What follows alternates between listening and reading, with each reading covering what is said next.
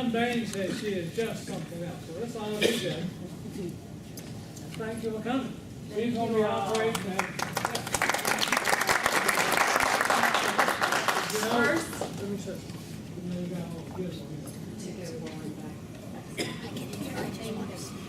Russell, thank you very much. I'm just learning and getting to know Russell, but what I've experienced is he is incredibly dedicated. He was willing to talk about the group for quite a long time, help me with technology, so I truly appreciate that. And I also want to thank Don and Judy for bringing me. I did a laughter presentation at ACAC Fitness Center, and they heard it, and Don came up at the end and said that he felt like the laughter and the breathing techniques helped him to breathe more easily, and told me about the group. So they brought me here, and I've known them for only about 3 hours of my life. They've come to Laughter Yoga several times, and I know a few facts about them, but this is what I'd like to start with about the power of laughter and connection that it can bring. For me, laughing with them, I find that in my daily life, I'll be going about my business, and suddenly a picture of Don and Judy will pop up into my mind. And I see Don's like mischievous eyes, and he put on like an elf or Santa hat for our December meeting, and I see him laughing. And then I see Judy beside him, and she has this laughter that I can only describe as like grace and beauty and love. So this comes up to me. I barely know these two, and it is very powerful in my life. So thank you all so much for connecting with me through laughter and helping to spread it, because I think it is a very powerful tool that we all have that is free and can benefit every part of our system, our bodies, our minds, and our spirits. So to kind of get to know you all, and I already do pretty much feel at home. You all are very, you have a lot of humor that you're sharing, and you're very positive from what I've heard going around. The breasts do matter as well. So just raise your hand if you all like to laugh. Well, there may be. Is anybody who doesn't like to laugh? Excellent. And does anybody here, would they like to possibly live longer? Would people like to live longer? And would people like to have a better quality in their day-to-day experience? Meaning they'd like to have more positive emotions, they'd like to have less pain, anxiety, depression. Anybody? I know I do. That's what I'm... Win the lottery in that too? I don't know. We can work on that with laughter. Maybe we'll do a study. Laughter yoga has definitely, laughter is part of what is known as positivity and optimism. And there's a lot of research and study going on, and you all may be aware of this. But I wanted to just share a few things. That there are doctors at Duke who are doing current research that say that optimism is a powerful drug that compares favorably with highly effective medical treatments. In other studies, optimism predicts better pulmonary function among older men, even when smoking is controlled. Older men and women who are optimistic have better health, lower levels of pain, and predicted fewer detrimental effects of falling. I know you were talking about your fall, that people that are more optimistic, even optimism, you said you were like, oh shit. That's kind of, like, that's a little optimistic. And here you are. So it didn't, it can help even in things like that where we don't know. We don't even begin to know all that laughter and optimism can do. So laughter yoga is one way to increase your optimistic scores. And we'll talk a little bit about that. There's one other thing. In Aging Health Medical Journal, it is clear from the research that optimism enhances one's quality of life across the lifespan with little cost and minimal side effects. So we can up our optimism. We're not just genetically a pessimist. We can change it with exercise. Exercising our positive thoughts, feelings, emotions, and using laughter as exercise. And that's what laughter yoga does. So everybody up, we're going to do headstands and start laughing. I'll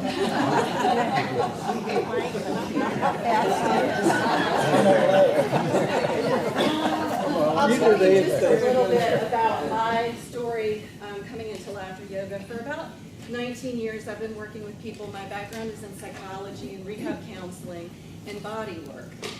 So I generally try to, people come, and whether it's physical, mental, emotional, or spiritual, we kind of work with different mind-body tools to help assist them to reach the goals that they have.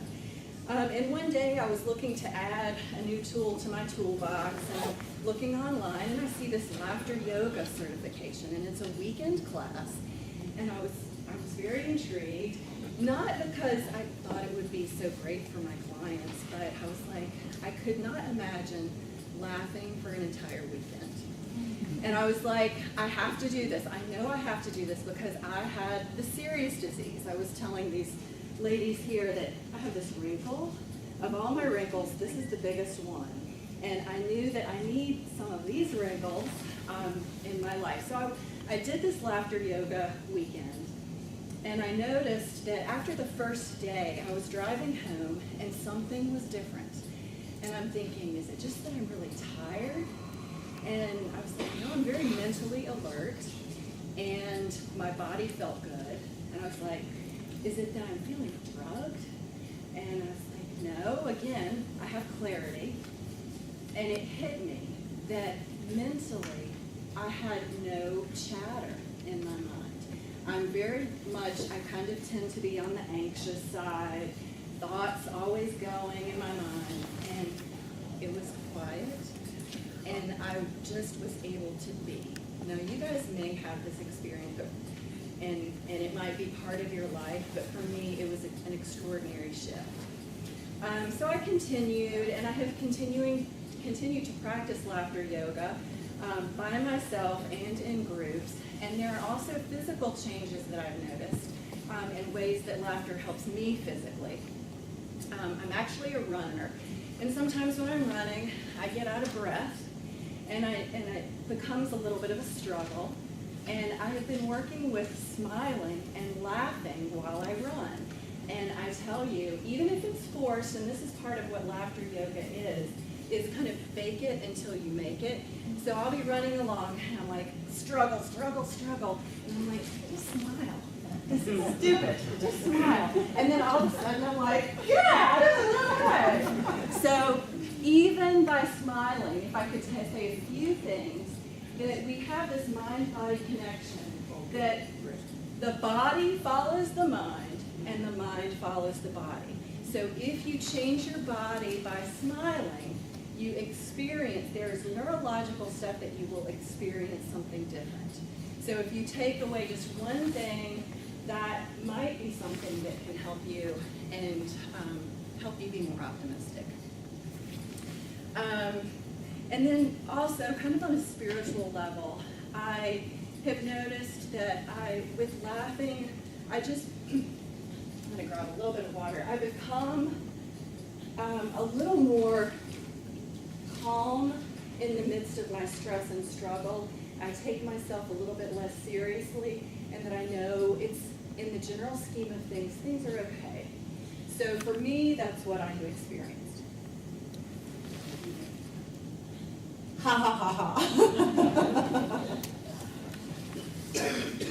So now I would like to share with you, if I can get this going, a little clip from a DVD.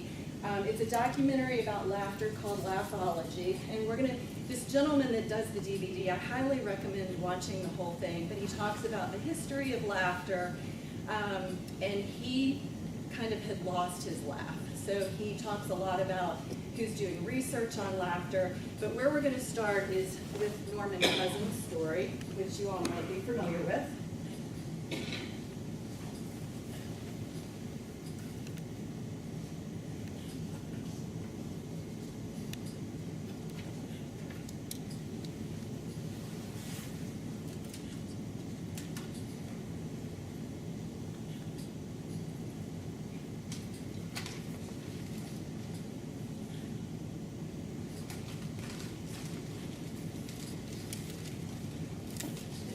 I may get your help again.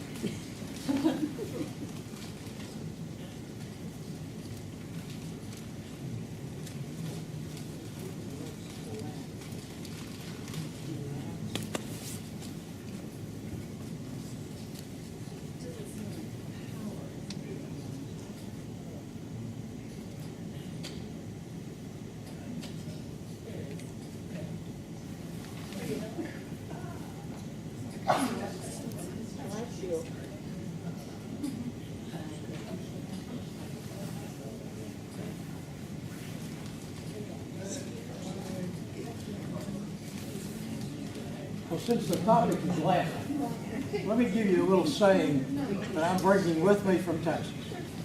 And the saying is, you are only young once, but you can stay immature forever. That's a good one. That's good. Remind us of that. You betcha. How about don't mess with Texas, too? That's true. Although y'all can mess with me all you want, you know, I'm oblivious. Anybody else want to share a joke? Yeah.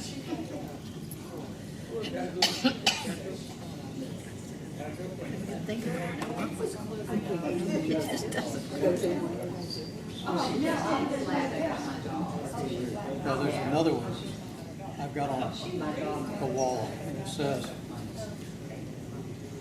growing old is mandatory. Growing up is not. That's good. I like that.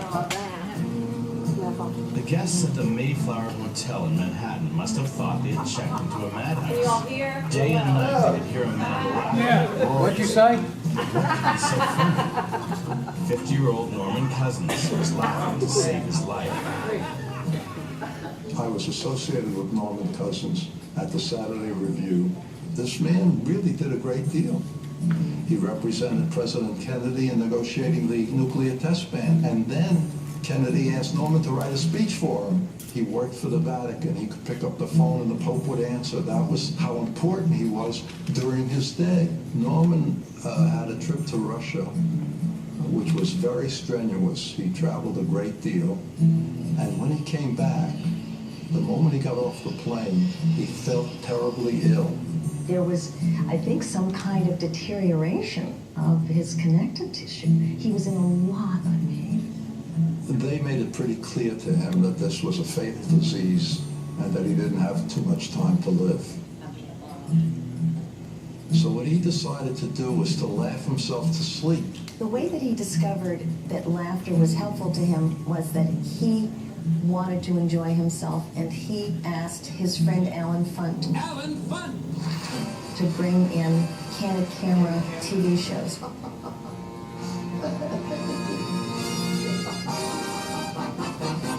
After he had 10 minutes of belly laughter, he could have a half an hour of pain-free sleep, and that was a lot.